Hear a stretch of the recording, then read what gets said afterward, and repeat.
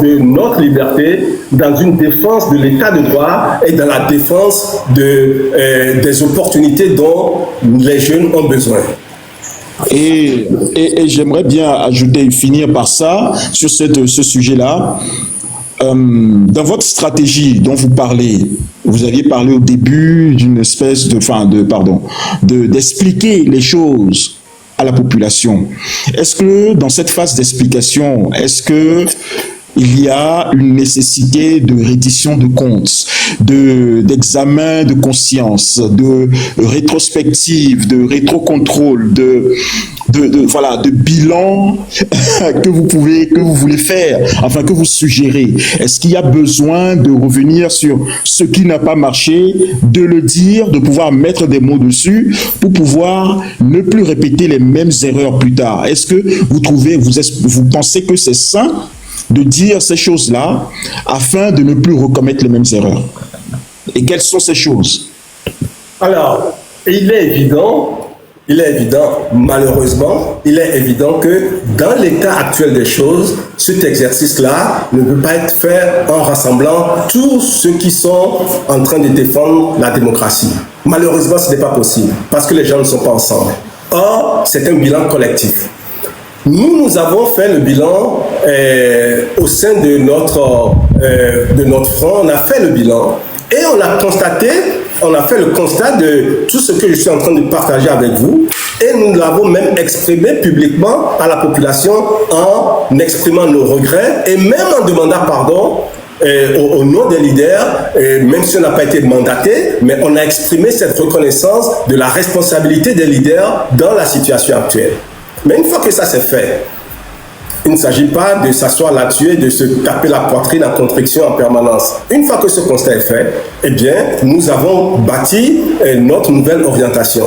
À commencer par le fait de dire que les élections, c'est pas la voie, ça nous divise, ça éparpille les forces, on laisse de côté. Ensuite, on garde la constance de ce qu'on a dit et on travaille, on construit autour de cette constance-là. Je pense que c'est comme ça qu'on bâtit une vision, qu'on élabore les différentes étapes qui permettent de mettre en exécution la vision que nous avons.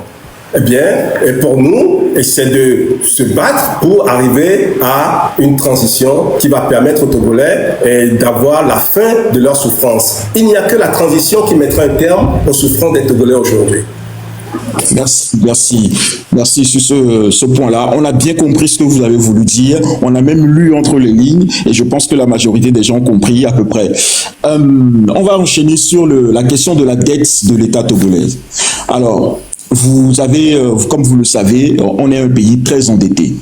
Et d'ailleurs, ici, nous avons à plusieurs reprises fait des lives sur l'endettement de notre pays, l'aggravation de cet endettement. J'ai vu que vous avez commis un article hier dans le journal Liberté, où vous appuyez sur le fait que en 20 ans de gouvernance de Faure, il a multiplié la dette publique de l'État togolais par 5. Moi, j'avais conclu à 4. Peut-être qu'on n'est pas très exact dans les calculs, mais vous aviez dit qu'il a multiplié la dette togolaise par 5 en 20 ans, mais qu'on n'a pas eu 5 fois plus d'hôpitaux, on n'a pas eu 5 fois plus d'universités, 5 fois plus de routes, 5 fois plus je ne sais pas, d'autres infrastructures d'usines ou quoi qu'il en soit. En quoi ça vous choque l'endettement togolais aujourd'hui? Alors, ça, c'est la grosse plaie. C'est la grosse plaie que les Togolais ont aujourd'hui. Ce dont on souffre, c'est cet endettement-là. Il faut rappeler qu'en 2010, oui, je vais un peu en arrière. En 2010, le Togo a bénéficié du programme PPTE, Pays pauvres très endettés, qui a permis d'effacer pratiquement 80% de la dette togolaise. Ça, c'est une chose. Deuxième chose, en 2019,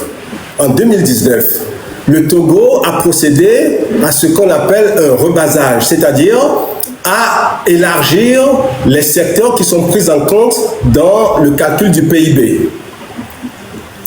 Ça, c'est une deuxième indication. Quand M. Faure Gnassingbé a pris le pouvoir en 2005, la dette du Togo était autour de 760 milliards, si je m'abuse. C'est ça, c'est bien ça. 765. Ok, voilà, on est dans ces eaux-là. Aujourd'hui, en 2025, disons 2024, 2025, on est autour de 4 milliards 48 ou 76 selon les... 4 000 milliards, attention, 4 000 milliards. 4048 milliards. 4048. Quand vous faites le ratio 760 4048, vous trouvez que ça fait plus de 5 fois. Je crois 5,3 fois. Le constat, il est simple. On a surendetté le Togo. Et la question qu'on se pose tout à fait naturellement, c'est que l'argent de la famille, à quoi ça a servi? On s'est endetté 5 fois plus. Qu'est-ce qu'on a apporté aux Togolais 5 fois plus? Moi, je n'en vois pas. C'est pour ça que je m'interroge. Est-ce qu'on a eu 5 fois plus d'universités? Est-ce qu'on a eu 5 fois plus d'écoles? Est-ce qu'on a eu 5 fois plus d'hôpitaux? Est-ce qu'on a eu 5 fois plus de routes? Enfin bref, on peut se poser la question dans tous les secteurs de la vie de chaque citoyen togolais. Aujourd'hui, nous sommes à un niveau d'endettement par rapport au PIB qui est de l'ordre de 68%. 8%. Proche de la barre... alors, allez-y, pardon, je vous... C'est proche de la barre fatidique des 70%. C'est presque 70%. Et 70%, c'est la limite que l'UMOA impose à tous les pays. Je vous rappelle que tout à l'heure, je vous disais que le Togo a fait un rebasage. Ça veut dire que le Togo a élevé son niveau de PIB presque de manière artificielle, hein, c'est comme ça, mécanique en 2019. Si cette opération n'avait pas été faite, peut-être qu'aujourd'hui on serait à plus de 100% du PIB en termes d'endettement. Donc, ça veut dire que le Togo met en péril les générations futures. Puisque quand on parle de dette, on parle d'intérêt et on parle de remboursement. Et ça, non seulement les citoyens togolais d'aujourd'hui n'ont pas profité de cet argent, mais ce sont les générations futures et nous qui devons rembourser tout cela. Donc, la question... 500 000 francs par tête pour rembourser. Chaque Togolais doit rembourser 500 000 francs quand nous avons fait le calcul. Je n'ai pas fait ce calcul, mais je veux bien vous croire. La question qu'on se pose, c'est que qui bénéficie de la dette que le Togo contracte auprès des institutions internationales? La minorité comprador. Une autre information intéressante, chaque mois, je dis bien chaque mois, le Togo va lever sur le marché financier de l'UEMOA environ 30 milliards chaque mois.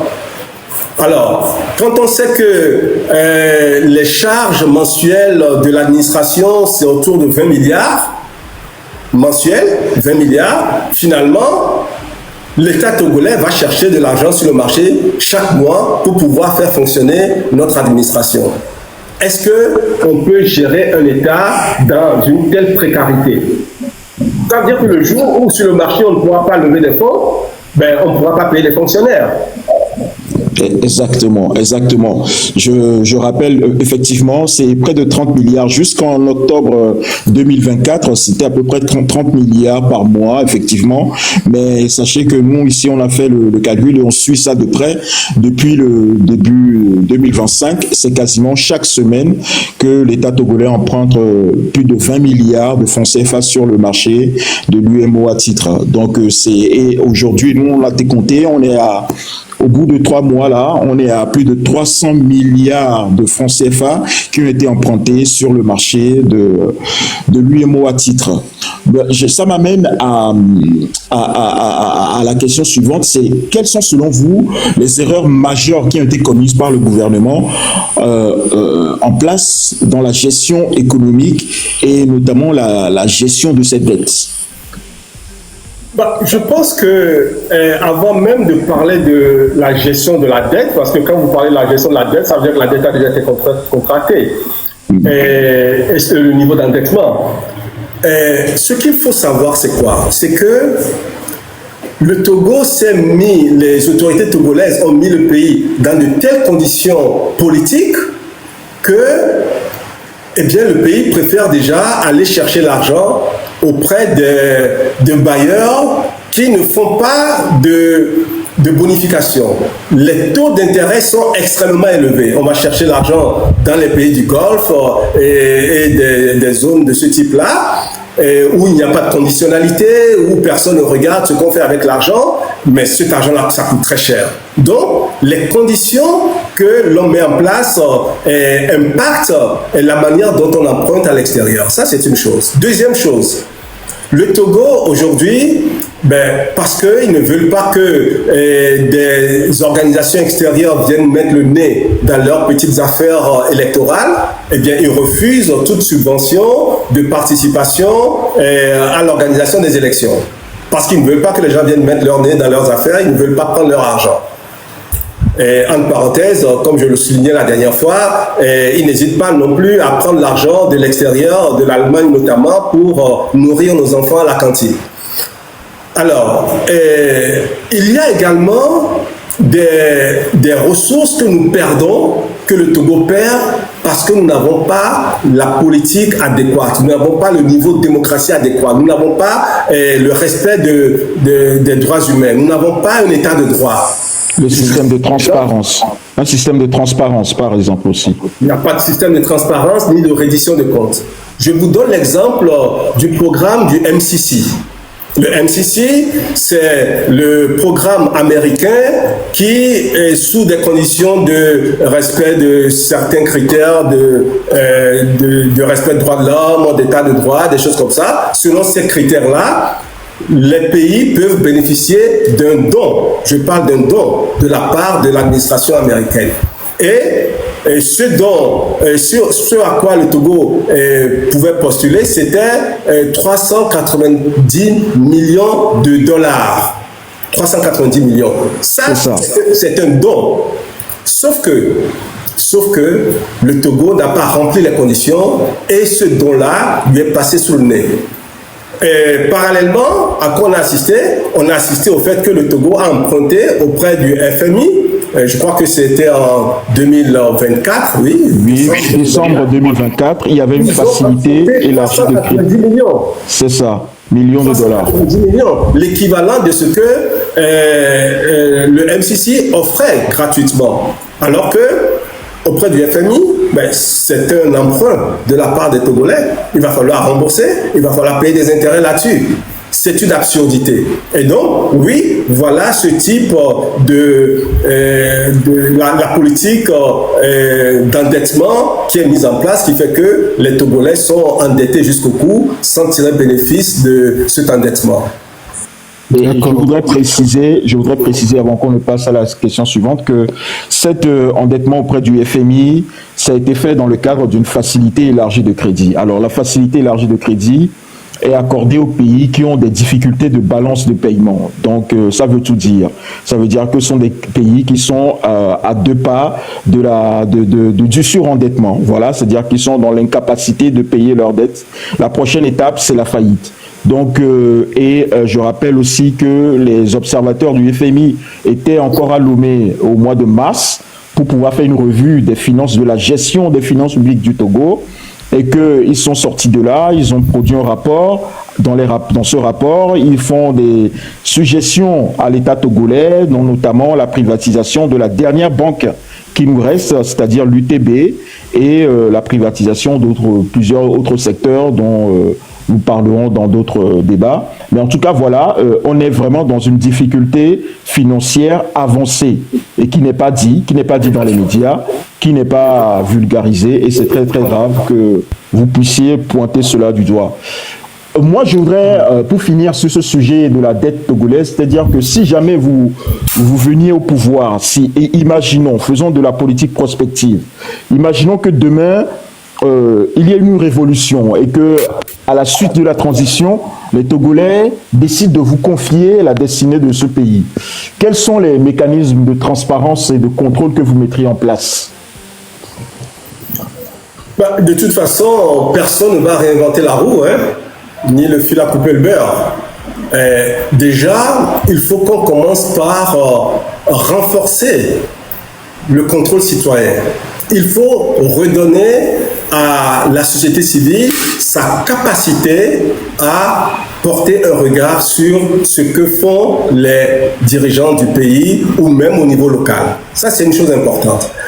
Nous avons également besoin de mettre en place la transparence dans les comptes publics. Il faut que chaque franc CFA que l'on dépense dans un ministère, on puisse savoir, le citoyen puisse savoir à quoi ça servit, pourquoi, comment. Nous devons donc avoir une transparence totale. Des outils existent, hein?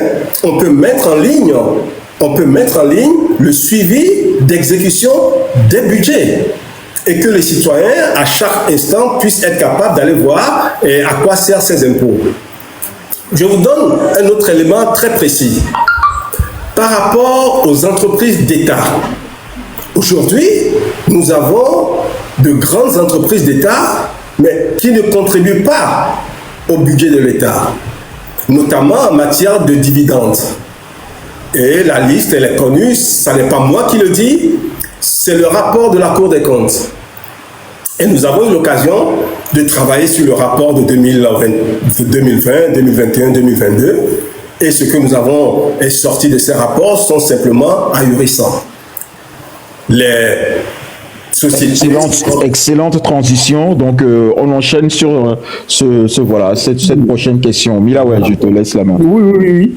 Et justement, en parlant de ce fameux rapport de la Cour des comptes, et voilà, et selon le rapport, la Cour indique que si par exemple nous prenons le ministre de la Santé qui affirme dans son rapport annuel de performance avoir construit des CMS, alors que les travaux, notamment celui du CMS d'AGP par exemple, n'ont pas été réalisés.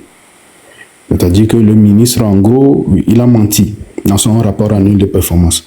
Alors, à votre niveau, au niveau de votre mouvement, quelle action avez-vous entreprise face à ce que nous appelle ce détournement de fonds publics?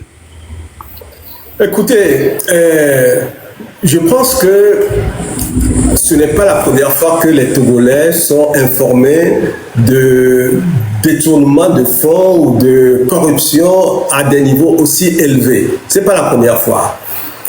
Lorsque nous avons eu accès à ces rapports, nous les avons étudiés et on s'est rendu compte que pratiquement sur ces 3 rapports, on aurait pu prendre le rapport de 2020 et simplement changer la date et mettre 2021-2022. Parce que les anomalies qui sont relevées dans le rapport 2020 sont exactement les mêmes qu'on a relevées dans 2021-2022.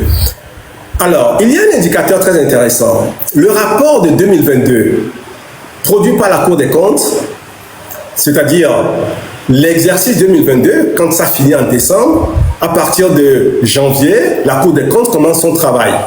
Eh bien, la Cour des comptes n'a produit son rapport final qu'en décembre 2024, c'est-à-dire 2 ans. 2 ans. Alors que c'est un travail qui est supposé être fait chaque année. Et en principe, c'est un travail qui devrait durer maximum 3 mois, à tout casser 4 mois, pas plus. Surtout que le rapport de la Cour des comptes doit être mis à disposition des députés avant qu'ils ne puissent voter le budget suivant. Mais comme le rapport de 2021 ne sort qu'en 2024, ça veut dire que les députés n'ont même pas eu le rapport de 2021 pour pouvoir voter le budget 2023 et ils n'ont même pas eu ce rapport pour voter le budget 2024. On nage complètement dans une aberration budgétaire. Quand on a travaillé là-dessus, naturellement, ce que nous avons vu comme des ministères qui dépassent leur budget de 127 000%, enfin, quelque chose de complètement inimaginable, ou que le port autonome de Lomé ne verse pratiquement rien au budget de l'État, ou que la société nouvelle des phosphates du Togo verse 0 francs dans les caisses de l'État, toutes ces aberrations-là, eh bien, on a interpellé le régime togolais, on a demandé de faire un audit des entreprises d'État ou à participation de l'État. Le Front Touche pas ma Constitution a lancé cette requête à l'endroit des dirigeants du pays. Bon. Alors, justement, après avoir lancé cette requête, il n'y a pas que ça. Hein. Il y a aussi, par exemple, si nous prenons également le ministère chargé du désenclavement des pistes rurales, la Cour souligne également que ces pistes sont dans un état de dégradation avancée et impraticable, en raison notamment de l'utilisation de matériaux inappropriés, tels que le sable et l'argile au lieu de la latérite. C'est-à-dire qu'on a donné l'argent du citoyen, voilà, le denier public, pour voilà, construire des routes. Au lieu de la latérite, le ministre a préféré que les entreprises utilisent voilà, du sable et de l'argile. Moi, je voudrais savoir, au niveau de votre mouvement, envisagez-vous de saisir la justice à ce sujet, même si nous connaissons, mais que vous savez très bien que cette justice est également inféodée au pouvoir? Alors, pour ce point précis, on n'a pas saisi la justice. Du moins, pas encore. En revanche, ce que je voudrais souligner, c'est que nous avions fait une conférence de presse pour annoncer le fruit de notre compréhension du rapport, des rapports, et nous avons fait donc cette conférence de presse le mercredi. Le lundi suivant, nous avons lu dans la presse que l'État togolais compte lancer un audit sur un certain nombre d'entreprises. Je pense que, mais en même temps, jusqu'à présent, rien n'a été fait. Hein? Rien n'a été fait. Ça reste encore un effet d'annonce. Mais je pense que nous devons, en tant que citoyens, exercer cette pression sur les pouvoirs publics. Il faut que les citoyens togolais exigent que l'État rende des comptes. D'autant plus que ça fait partie de la loi. La loi exige la reddition des comptes. Et la loi exige la transparence des comptes publics. Et donc, il faut que chaque citoyen puisse exprimer cela. Maintenant, je peux même vous souligner qu'il y a certains ministères qui ont carrément refusé de donner les informations pour que la Cour des comptes puisse faire son travail. Donc, justement. En pleine affaire.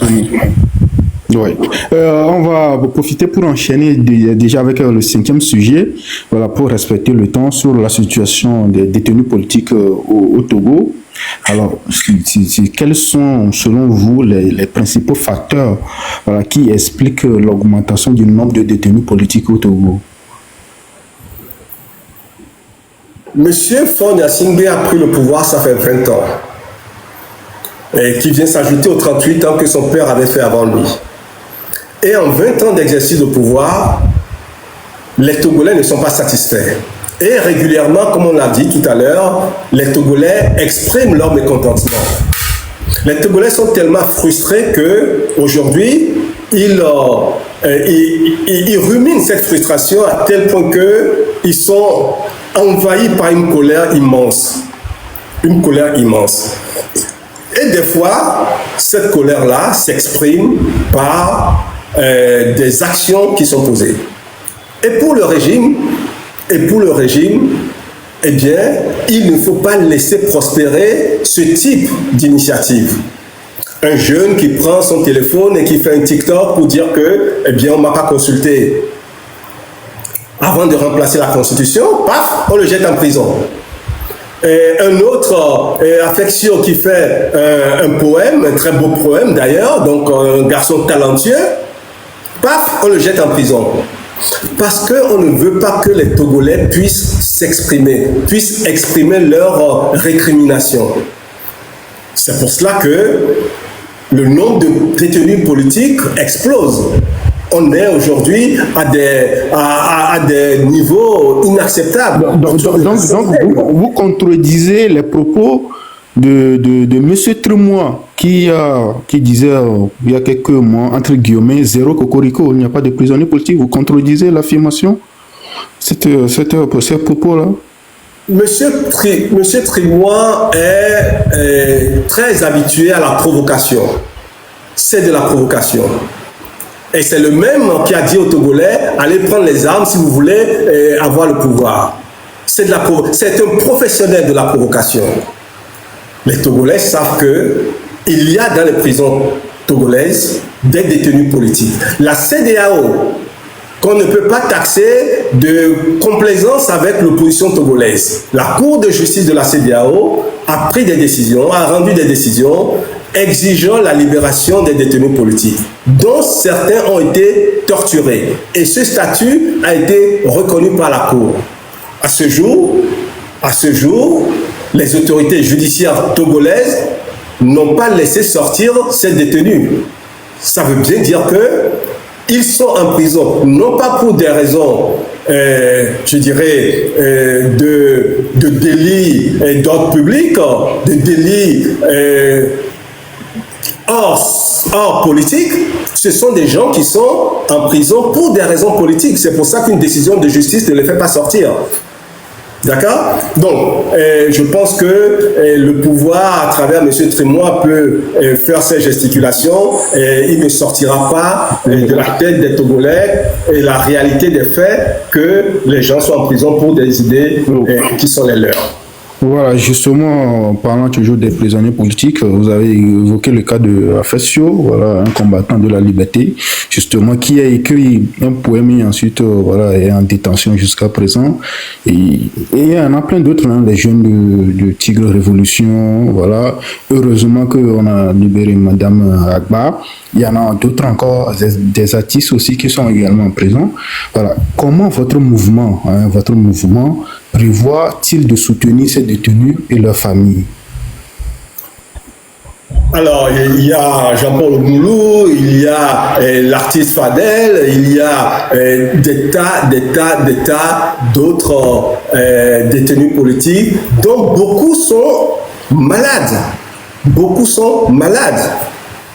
Le cas de Aïcha, la seule dame qui est parmi eux, eh bien, son cas aussi est socialement déchirant parce que son enfant qui aujourd'hui a à peu près 5 ans, puisque ça fait à peu près 5 ans qu'elle est en prison, elle venait d'accoucher quand on l'a arrêtée, sa fille ne la reconnaît pas. C'est un drame familial.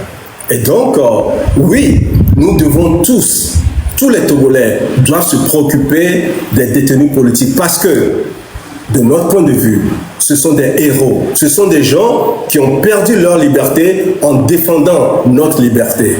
On ne peut pas et on n'a pas le droit de les laisser seuls là-bas.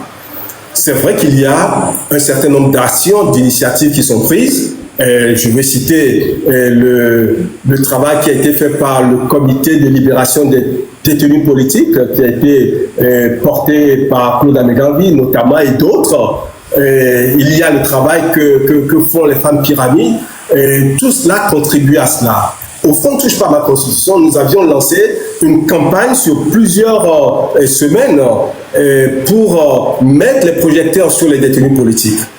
Pour mettre les projecteurs sur les détenus politiques, nous avons saisi des instances internationales à ce sujet.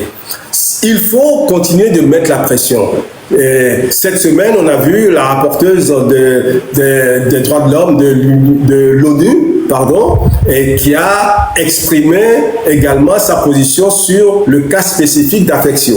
Donc, à chaque fois qu'un Togolais est détenu, tous les détenus politiques, nous devons clamer haut et fort pour que personne ne les oublie. Il faut continuer d'en parler encore et encore. Ce n'est pas vain, ça finit toujours par porter des fruits parce que ça exerce une pression sur le régime.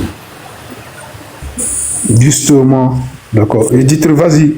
Parfait, merci beaucoup. Donc, on voulait savoir surtout que pensez-vous de la communauté internationale. Est-ce que vous pensez qu'elle fait assez pour dénoncer cette situation? Je pense que vous avez effleuré à peu près tout à l'heure, mais est-ce que vous pensez que la communauté internationale est vraiment solidaire de la situation des Togolais? Comme je disais tout à l'heure, la communauté internationale, globalement, a toujours été assez bienveillante avec le régime togolais. Je pense que ce n'est que maintenant, depuis qu'ils ont changé cette constitution, ils ont remplacé cette constitution, que certains commencent à se poser quand même des questions sur ce cas insolite du Togo. Certains au sein de la CEDEAO et même à l'international. On se pose des questions. Mais la CEDEAO ou la communauté internationale n'a jamais été aux côtés des Togolais. Bien au contraire. Bien au contraire, moi j'ai dit un certain nombre de fois que la CEDEAO a trahi le peuple togolais. Sans la CEDEAO, M. Faure Gnassingbé n'aurait pas pris le pouvoir comme ça a été fait. Sa prise de pouvoir en 2005 a eu la caution de la CEDEAO. La prise de pouvoir par Faure Gnassingbé a eu la caution de Jacques Chirac en France. Donc tout ce monde-là, ils ont contribué à la situation que vivent les Togolais aujourd'hui. Il faut que la jeunesse le sache. Il faut également que nous sachions que c'est nous-mêmes qui devons défendre les libertés, l'état de droit et la démocratie que nous recherchons, les valeurs démocratiques que nous recherchons. C'est à nous, Togolais, de le faire. Et pour cela, nous devons asseoir notre crédibilité. Si nous voulons que des gens puissent, à un moment donné, nous apporter leur accompagnement, il faut qu'on soit crédible. Et la crédibilité, ça passe par la cohérence. La crédibilité, ça passe par avoir une vision pour la lutte. Il faut concevoir cette lutte-là. Il faut avoir un schéma de lutte qui soit clair, que ce soit lisible à tout le monde, y compris à nos concitoyens. C'est à ce prix-là que les gens pourront se dire, oui, c'est ceux qui sont en train de se battre pour les libertés au Togo, ce sont des responsables qui savent ce qu'ils font, qui savent où ils vont et qui se battent pour l'intérêt général.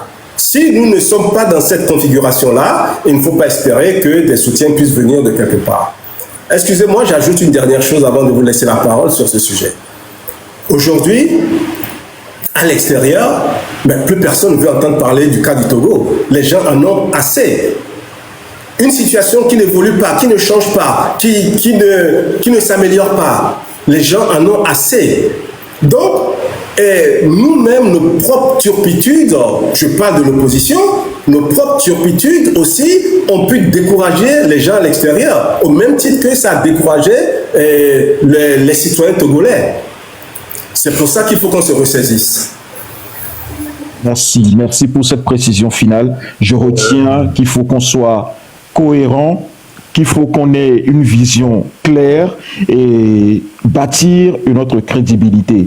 On va avancer et c'est important. En tout cas, je retiens et je vous remercie vraiment pour cette précision-là parce que je pense que ça pêche et ça, comment dire, aussi bien à l'intérieur qu'à l'extérieur, ça nous fait du mal. Ça nous fait du mal. On va enchaîner justement à l'extérieur sur le sujet de l'AES.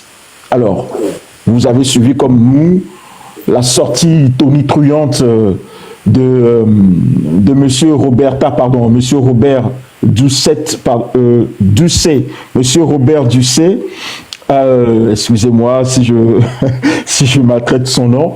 Monsieur Robert Ducet a estimé que si on interrogeait, alors voilà sa formule. Monsieur Alain Foka, vous savez, il a pris une voix très mielleuse pour le dire. Si vous interrogez les Togolais aujourd'hui pour leur dire qu'est-ce que s'ils veulent intégrer l'AES, 70% des Togolais vous diraient oui, qui sont favorables à l'adhésion du Togo à l'AES. Est-ce que vous êtes d'accord avec cette affirmation, comment dire, je ne sais pas, est-ce que vous êtes d'accord avec ça? Il s'est beaucoup avancé selon moi, selon nous. Est-ce que vous êtes d'accord avec ça? Que selon la théorie de M. Ducet, 70% des Togolais seraient favorables à l'adhésion du Togo à l'AES. Écoutez, je dirais simplement que le régime togolais est aujourd'hui dans une situation complexe. Depuis qu'ils ont décidé de remplacer la Constitution, ils se sont tirés une balle dans le pied. Ils se sont tirés une balle dans le pied parce que c'est la première fois qu'à l'extérieur, on leur pose des questions sérieuses sur la gouvernance qu'ils mettent en place. C'est pratiquement la première fois. Et la pression que nous exerçons à l'intérieur du pays et à l'extérieur, ils se rendent bien compte qu'ils n'ont plus la bienveillance dont ils ont toujours bénéficié. Alors, qu'est-ce qu'ils font? Ils vont chercher des portes de sortie. Et ce qu'ils ont sorti de leur chapeau, le petit lapin qu'ils ont sorti de leur chapeau, c'est que, ok, on va brandir la menace d'intégrer l'AES. Et si nous ne sommes plus de la CEDEAO, eh bien la CEDEAO ne va plus leur demander des comptes, et la communauté internationale ne va plus leur demander des comptes, et ils vont se réfugier au sein de l'AES, ils seront protégés et contre toute... Donc pour vous, vous nous confirmez que c'est un chantage que le régime fait à la CEDEAO? Alors, c'est pour ça justement qu'ils affirment de manière péremptoire que les Togolais sont d'accord avec eux à 70%. Mais ça, c'est de la manipulation. C'est de la manipulation, pourquoi? C'est de la manipulation parce qu'ils partent sur le principe que les Togolais nourrissent une certaine sympathie pour les pays de l'AES, qui ont mis un terme avec l'ex-puissance coloniale, la France. Donc, ces pays bénéficient d'une certaine sympathie. Donc, le régime togolais pense qu'en brandissant la menace, oui, c'est une menace, en brandissant la menace d'adhérer à l'AES pour que la CEDEAO, etc., n'ait pas de velléité à leur demander des comptes, eh bien, ils pensent que la jeunesse togolaise ou les Togolais vont applaudir des deux mains. Mais ils se mettent le doigt dans l'œil et ils se trompent lourdement parce que les Togolais ne sont pas prêts à suivre ce régime-là. C'est pour ça aussi que le régime togolais, depuis quelques temps, un peu plus d'un an maintenant, a commencé à brandir un volet panafricaniste. Bah oui, bien sûr, c'est à la mode. Tout le monde devient panafricaniste. Même le régime togolais qui est un pur produit de la France-Afrique. Un pur produit de la France-Afrique, aujourd'hui, ils nous brandissent leur drapeau de panafricaniste. Mais ça ne trompe personne. Tout le monde a compris que c'est juste il s'agit de surfer sur la vague d'aujourd'hui, de la vague de contestation qui traverse la jeunesse africaine, qui recherche aujourd'hui plus de liberté. Ils veulent surfer là-dessus pour faire croire à la communauté internationale que les Togolais sont avec eux. Mais ils se trompent, les Togolais ne sont pas avec eux. Les Togolais contestent leur politique intérieure. Excusez-moi, je termine sur ça, même si ça sort de l'AES. C'est pour cela que les Togolais aujourd'hui piétinent, je dirais, toute cette campagne que le régime fait avec une diplomatie, je dirais, d'activistes. Une diplomatie d'activistes où ils vont partout, ils sautent sur tout et ils arrivent à se faire désigner comme médiateurs par-ci et par-là, jusqu'à la République démocratique du Congo. Moi, je vous dirais simplement ceci. Le Togo avait été désigné comme médiateur entre la CEDEAO et l'AES. Le Togo, à un moment donné, a dit « Moi, je suis prêt à rentrer dans l'AES », alors qu'il était en mission de la CEDEAO. Eh bien, les dirigeants togolais ont trahi la CEDEAO. Ils ont trahi leur serment, ils ont trahi leur engagement. Et des gens comme ça, eh bien, les Togolais ne vont pas les suivre. Ils n'ont aucune crédibilité. Ils n'ont aucune crédibilité. Ok, on va clôturer sur ce sujet. Moi, vite fait, ça c'est une réponse à laquelle je vous attends, juste oui ou non.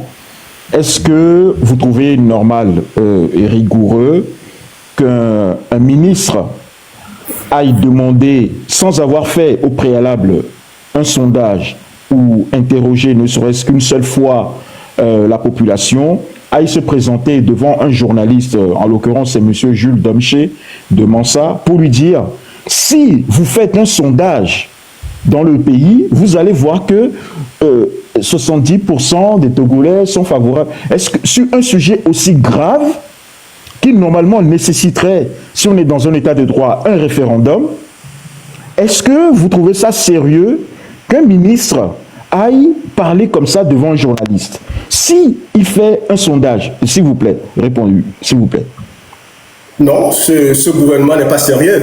Ce gouvernement qui tue son peuple n'est pas sérieux. Ce gouvernement qui prive son peuple des ressources vitales n'est pas sérieux. Et les membres de ce gouvernement ne sont pas sérieux. Ils ne respectent pas les Togolais, ils ne sont pas sérieux. Ils méprisent les Togolais, ils ne sont pas sérieux.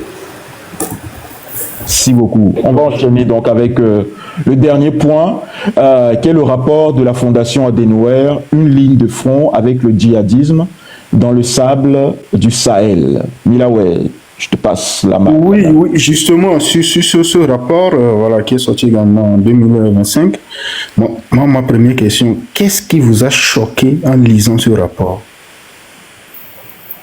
Alors, ce qui m'a choqué, c'est d'abord l'existence de ce terrorisme-là, de manière générale. C'est l'existence de ce terrorisme. Parce que moi, quand je regarde un peu l'histoire du terrorisme à travers le monde, vous prenez l'Europe dans les années 80, ils ont connu des périodes de terrorisme politique, avec des groupes comme les Brigades Rouges en Italie, la Banda Bader en Allemagne. Il y a eu un certain nombre de groupes qui se sont battus et ont posé des bombes, ont posé des actes de violence, de terreur. Mais ce terrorisme-là, il y a un certain nombre de caractéristiques que je voudrais partager avec vous. D'abord, c'est un terrorisme qui n'occupe pas de territoire.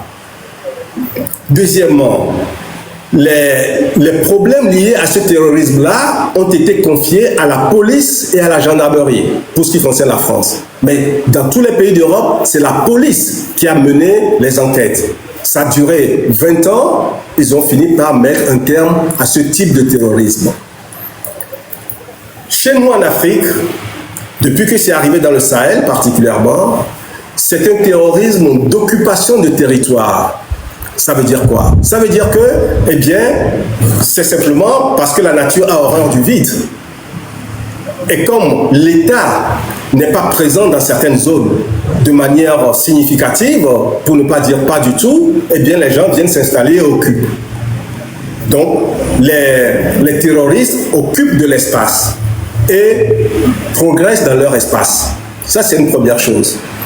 Deuxième chose que je mets en rapport avec l'exemple de l'Europe que je viens de vous donner, chez nous, ce sont les militaires qui traitent ce problème. Ce sont les militaires, donc la force brutale, etc., etc. Donc, nous avons deux types de terrorisme complètement différents, qui est lié directement à la gouvernance dans nos pays.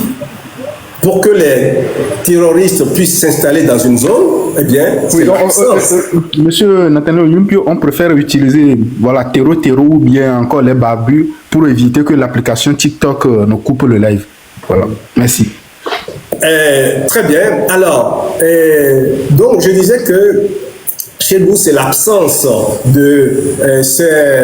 d'une bonne politique.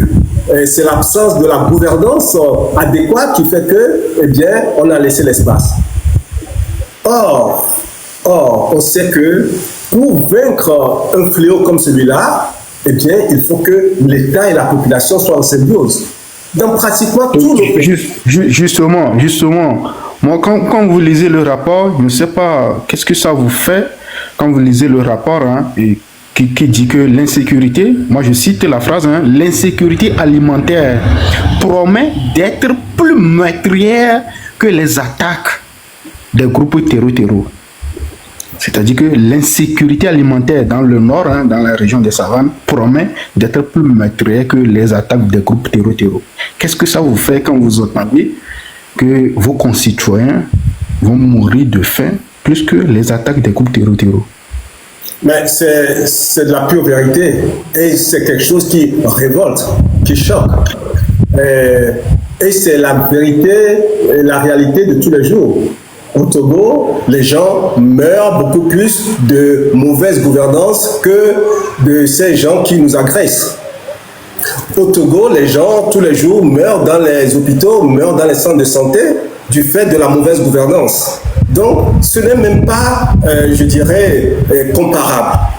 Et bien entendu, ce fléau-là qui vient, je dirais, ça renforce encore, ça renforce la pression sur la population, puisque la population sort de son cadre naturel, il y a des déplacements, et donc les gens ne cultivent plus, et donc les gens ont besoin d'être nourris, et il n'y a pas assez de ressources pour les nourrir, et donc oui, la faim qui existait déjà, puisque les Togolais ne mangent pas leur faim, de manière générale. Dans la région des savanes, on a jusqu'à près de 70% de la population vit en dessous du seuil de pauvreté. Dans certaines zones particulièrement. Oui, c'est là là où nos concitoyens sont le plus pauvres, selon le seuil de eux. Voilà, dans au Togo, c'est la région là des savanes où il y a plus de pauvreté et plus de misère. Une dernière question puisqu'on voilà, est-ce que au niveau de votre mouvement, est-ce que vous avez pris le temps de rencontrer les victimes des attaques des groupes terror sur Akbenjal ou à Mandjouré? Tous les Togolais ont quelqu'un qui souffre de cette terrible situation-là. Et oui, bien sûr, nous avons des gens qui nous relatent ce qu'ils vivent au quotidien. Et c'est une vie impossible. C'est une vie qui est faite de terreur, de peur. Les gens sont pris parfois en étau entre ceux qui viennent de l'extérieur et, je dirais, les mesures qui sont prises par le gouvernement pour contenir ce fléau-là. D'accord? Et il y a eu également des dérapages. Il y a eu je me souviens, les jeunes qui avaient été tués par le tir d'un drone, par exemple. C'était au début de cette situation. Donc, la population est prise en étau. Or, malheureusement, jusqu'à présent, la gouvernance qui a été menée n'a pas toujours favorisé la symbiose entre la population et les forces de défense. Aujourd'hui, il y a un effort qui est fait, on essaie de se rapprocher de la population, mais on n'enlève pas de la tête des gens des choses qui sont ancrées depuis des décennies. Ce n'est pas parce qu'on vient distribuer quelques sacs de riz et de farine que les gens, du coup, vont embrasser ceux qui ont toujours été les responsables de leur frayeur. D'accord. Merci.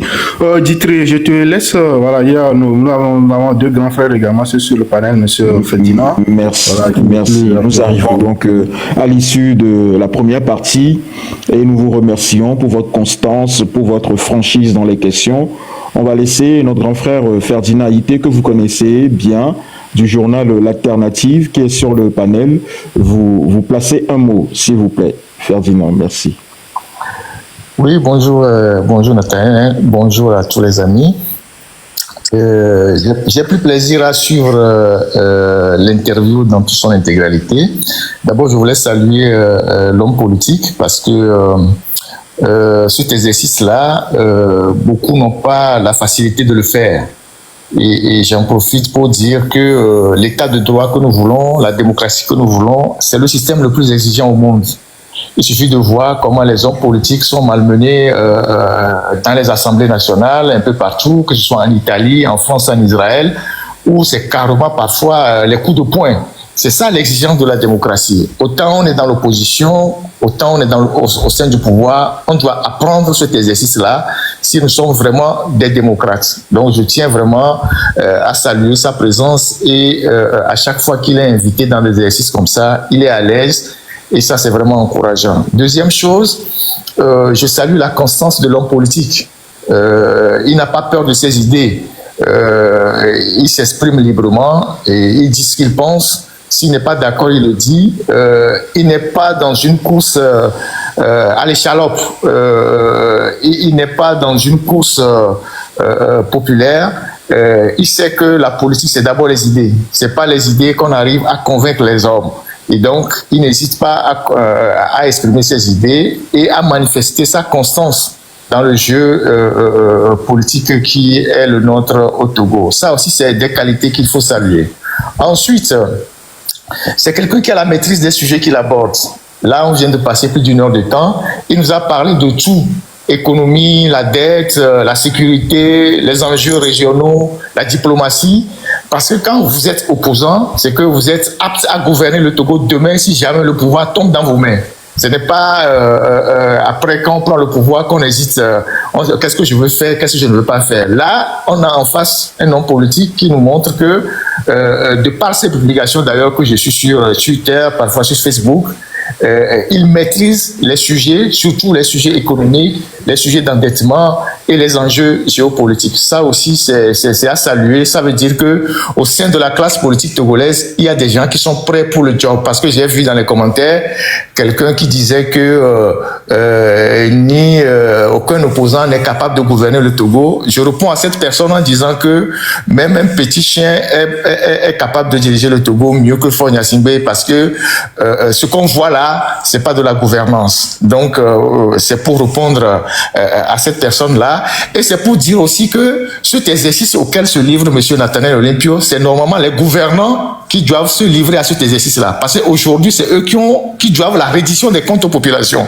Est-ce que vous avez déjà vu Faure Gnassingbé s'asseoir pour se faire interroger par des journalistes indépendants sans qu'on leur donne les questions en avance, pour qu'ils puissent nous dire, en tant que président, non seulement président, mais économiste de son État, puisqu'on nous a dit qu'il a des diplômes d'économie, pour nous dire comment se fait-il que lui, en 20 ans, il a plus endetté le Togo que son père, en 38 ans. Comment est-ce qu'en 20 ans, après qu'on ait bénéficié du PPTE, il n'a pas pu construire de routes, il n'a pas pu construire d'hôpitaux, il n'a pas pu construire d'universités, il n'a pas pu construire d'écoles scientifiques ou, je sais pas, de références ou tout ça. Qu'ils nous disent, en toute objectivité, qu'ils nous disent véritablement, parce qu'il a dit dans un meeting, je sais pas, c'est en 2015, dans un village, non, quand tu gouvernes un pays, tu dois parler. Quand tu gouvernes un pays, tu dois parler et tu dois expliquer aux populations pourquoi tu gouvernes le pays et à quel résultat on doit aboutir. Donc moi, je tiens en gros à saluer l'homme politique, à saluer la clarté de ses idées, la constance de ses positions, parce que c'est ce dont on a besoin de la part d'un homme politique, la constance dans les idées, la constance dans les prises de position. On ne dit pas une chose aujourd'hui et son contraire demain. Donc c'est vrai que M. Nathaniel Olympio ne fait pas foule comme les autres, mais c'est quelqu'un qui a les idées, qui a la qualité de ses idées et qui a vraiment une position assez cohérente. Donc voilà ce que je voulais dire. Merci. Merci beaucoup, grand frère. Donc, monsieur Nathaniel Olympio, voilà, je pense que ce sont des compliments qui sont à prendre, qui sont très précieux. Je valide totalement. Donc, est-ce que vous avez quelque chose à dire à ça avant qu'on enchaîne avec les questions? Ben écoutez, je dirais que c'est au-delà de l'encouragement, ça appelle à maintenir un cap. Et c'est comme ça que je le comprends. Je me souviens, il y a quelque temps, quand je passais dans les radios, les journalistes me demandaient, mais monsieur Olympio, est-ce que vous ne prêchez pas dans le vide? Est-ce que vous n'êtes pas tout seul dans votre combat? Mais quand on est seul dans un combat et qu'on défend la même chose et tout le temps, avec conviction, et que les autres en face ne trouvent pas d'argument contraire pour casser ce que vous dites, eh bien, les gens finissent par vous apporter un encouragement comme ça vient d'être fait par Ferdinand. Et pour moi, ça veut dire que nous devons encore faire mieux, nous devons être beaucoup plus percutants, parce que la lutte, elle doit d'abord être conceptuelle. On doit construire la lutte qu'on veut mener et ensuite on déroule ce qu'on veut faire. Et nous avons malheureusement un espace où la politique a été aussi quelque part un peu prise en otage. La lutte a été aussi un peu prise en otage. Et dans tout ce déferlement qu'on a connu dans les années 90, où la population est toujours très présente à soutenir les leaders, et finalement, on a perdu de vue qu'il est aussi important de former la jeunesse, de former les gens à réfléchir et même à mettre en difficulté les leaders. Et il y a eu un culte des leaders, un culte de la personnalité qui fait que, eh bien, on ne pouvait pas porter une critique sur un leader. Ce temps-là doit être révolu. Quand un leader ne fait pas, on lui dit qu'on n'est pas d'accord. De la même manière qu'on dit au pouvoir qu'on n'est pas d'accord, ben, il faut pouvoir dire au leader, le choix que vous avez fait, on n'est pas d'accord avec ce choix-là. Je pense que nous avons besoin de cette clarté et de ce devoir de reddition de comptes. Merci encore. Merci à vous. Je pense que notre frère Zaga Bambo, bienvenue. Est-ce que tu as un mot à ajouter avant qu'on commence la séance des questions? moi, j'ai juste tout ce que j'ai à dire, c'est de féliciter Monsieur Olympio parce que j'ai eu beaucoup de plaisir à l'écouter parce qu'on sent beaucoup de sagesse dans